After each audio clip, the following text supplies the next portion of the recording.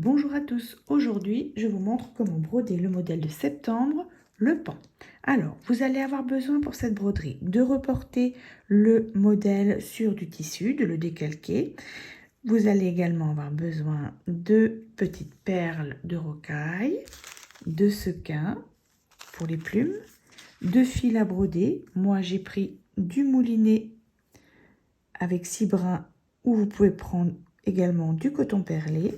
Vous allez également avoir besoin d'une petite aiguille fine pour qu'il laisse passer les perles et d'un tambour à broder pour les débutantes. Également, pour celles qui le souhaitent, je vous montrerai comment faire pour faire une petite pièce pour le corps du pan, mais vous pourrez également la broder comme mon modèle ici. On va commencer par les petites plumes. J'ai décalqué ici sur mon tambour les 3 tailles de plumes. Je vais commencer par la plus petite. Alors, j'ai pris 2 brins de moulinet et je vais commencer toujours par la pointe en haut. J'ai fait un nœud et je vais faire un point arrière fendu, c'est-à-dire que je vais descendre de 3 mm. Vous faites des points assez petits pour qu'ils soient bien réguliers et bien jolis. Puis vous repiquez en arrière et vous allez revenir fendre le point précédent en sous-milieu, à peu près aux 3/4 du point précédent. Puis vous allez continuer tout autour de la boucle. Je reviens en arrière, je fends et je continue. 3 mm, je reviens en arrière et je fends.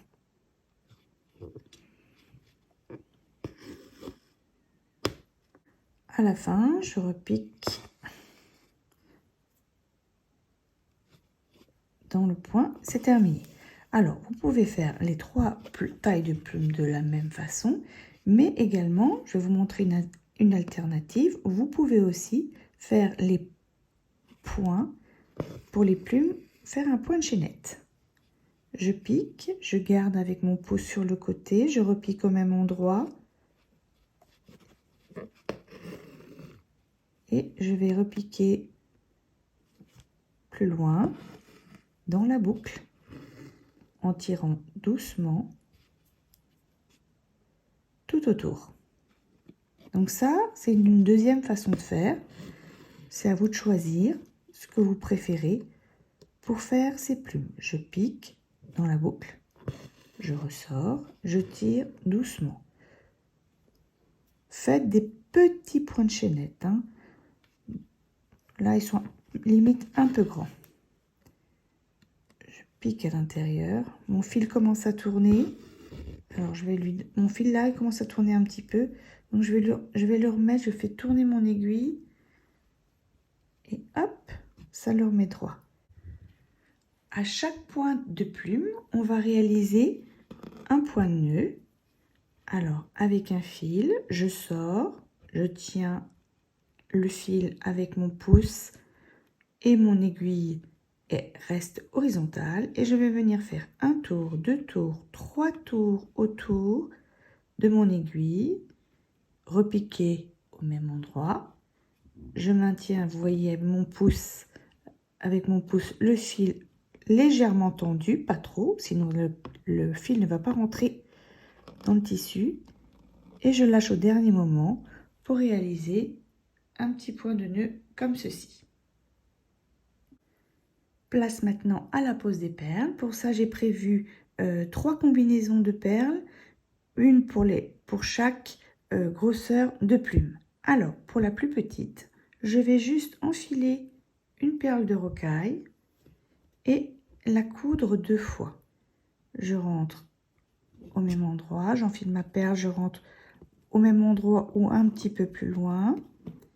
Je la couds une première fois et je la recouds une deuxième. Vous avez vu, j'ai pris le fil de la même couleur que ma perle, ou on peut aussi prendre de la même couleur que le tissu qu'on est en train de broder. Donc je renfile une deuxième fois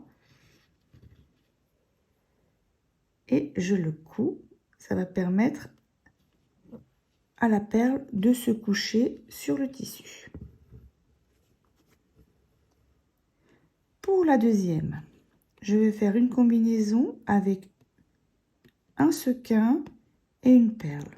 Là, j'ai choisi de mettre un sequin un peu plus petit. Si vous n'en avez pas, comme ce sequin ici, si vous n'en avez pas, vous brodez directement avec un sequin un peu plus gros. Donc, j'enfile mon sequin et j'enfile aussi une perle de rocaille.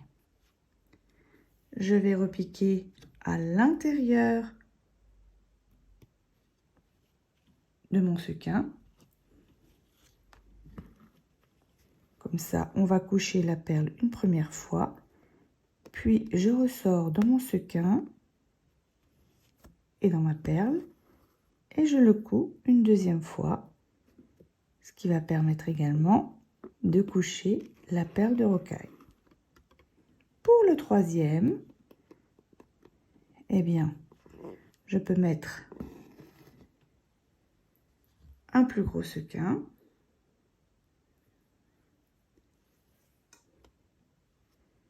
Et enfiler une perle de la même manière. Je peux également mettre un grand sequin, un moyen sequin et une perle. Vous allez pouvoir faire toutes les combinaisons que vous voulez, essayer plusieurs choses.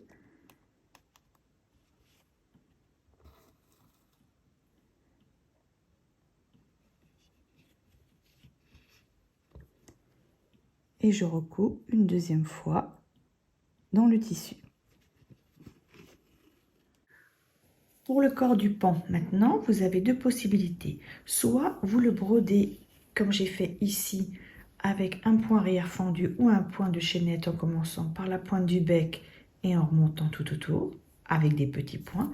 Soit on peut faire un appliqué.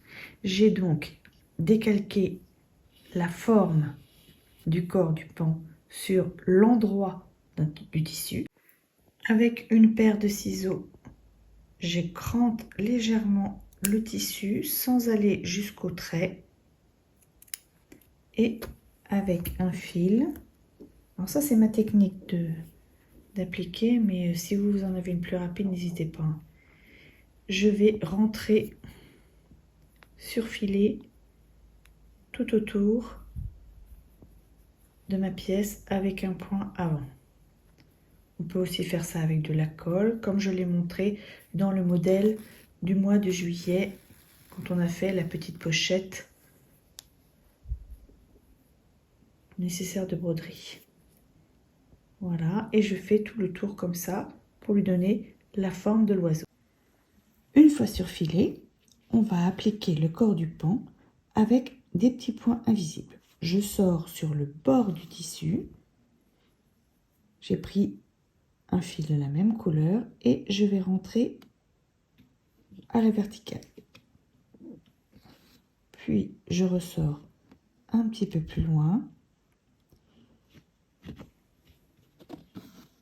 et je repique, ainsi de suite, tout autour du pan. Une fois que le tissu est appliqué, il reste à mettre ici quelques petits points nœuds sur le sommet de la tête du pan, une perle pour l'œil, des points lancés ici, ainsi que des points nœuds ou des perles au bout. Voilà, le corps du pan est terminé. Donc maintenant, c'est à vous de choisir la version que vous souhaitez faire, soit avec du fil, soit avec de l'appliqué, et à broder votre petit pan. On se donne rendez-vous le mois prochain pour un nouvel oiseau. Brodez bien!